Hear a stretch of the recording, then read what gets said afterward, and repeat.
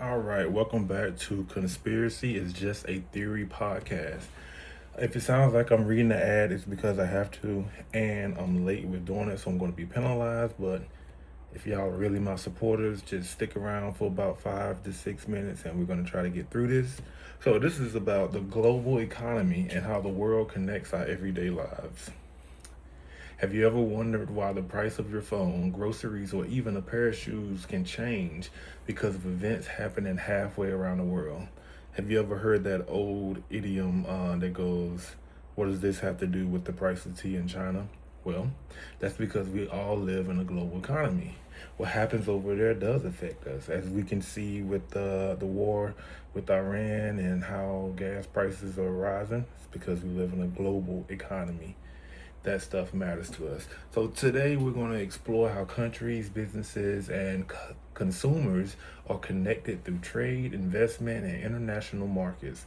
We'll also discuss how these connections affect our daily lives and why understanding the global economy is more important than ever. So first off, what is the global economy? It's the international or global economy is the system of trade, investment, and financial relationships between countries. Sometimes those relationships can be good, sometimes they can be bad, but it does affect the globe. Instead of producing everything they need, countries specialize in certain products and trade with one another. Like back in the day when this village would make apples and you make oranges, we would trade and we can have one big fruit salad. For example, the United States imports electronics from Asia while exporting aircraft, agricultural products, and technology to other countries. This allows consumers to enjoy a great variety of products at competitive prices while businesses gain access to larger markets. Without international trade, many everyday products would either cost too much or simply wouldn't be available. Without this, your iPhone or this iPhone that I'm recording on would probably cost about $7,000 compared to the 2,000 that it's costing now. But anyway, who drives the global economy?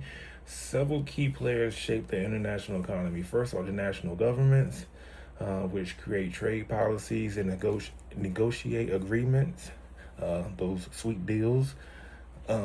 Second are multinational corporations such as Apple, Toyota, Amazon, and Samsung. And if you're a long time listener, you know that those people pretty much buy the government and help swindle these deals. But anyway, third are national organizations like the World Trade Organization or WTO and the International Monetary Fund, which help establish trade rules and promote economic cooperation. These organizations influence global supply and demand. For example, when demand for a computer chip increased during COVID-19 pandemic, shortages drove prices higher for cars, gaming consoles. You remember the gaming consoles? I was trying to get me an Xbox.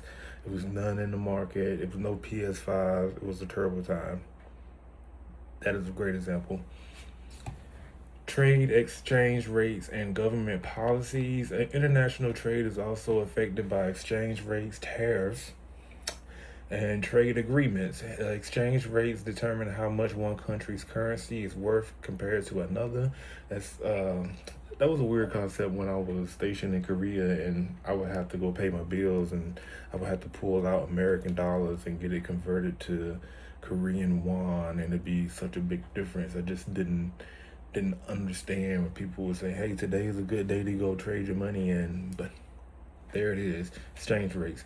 Tariffs or taxes placed on imported goods. Governments sometimes use tariffs to protect domestic industries, but they can also increase prices for consumers. You do what you will with that information right there. But long time listener, you know. A recent example is in the increase of tariffs on certain imported goods, which has raised costs for manufacturers and, in some cases, consumers purchasing everyday products. How much those eggs costing now? How the global economy affects us. The global economy directly impacts both businesses and households. Companies benefit from larger markets and lower production costs by sourcing materials from different countries. However, disruptions like natural disasters, pandemics, wars, or political conflicts can interrupt supply chains and raise prices. Consumers experience these effects every day. For example, like rising ship costs between prices for furniture and electronics, and like we just mentioned, groceries. With ethics and sustainability, consumer choices also influence how companies operate. Many shoppers now look for products that are environmental friendly, ethically produced. As a result, companies have adopted more sustainable practices, reduce plastic packaging. That's a scam. That's a scam. The paper straws are a scam. I've been telling y'all for years it's a scam. This shows that purchasing decisions made by individuals can influence global businesses practices. In conclusion, the global economy affects nearly every product we buy and every business we interact with. Trade, investment, government policies, and consumer choices all work together and shape the markets around the world. Understanding these connections help us become more informed consumers and better understand why prices change, why companies make certain decisions, if not agreed, and how global events impact our local communities. Thank you for listening to this ad. We'll be right back after this short break.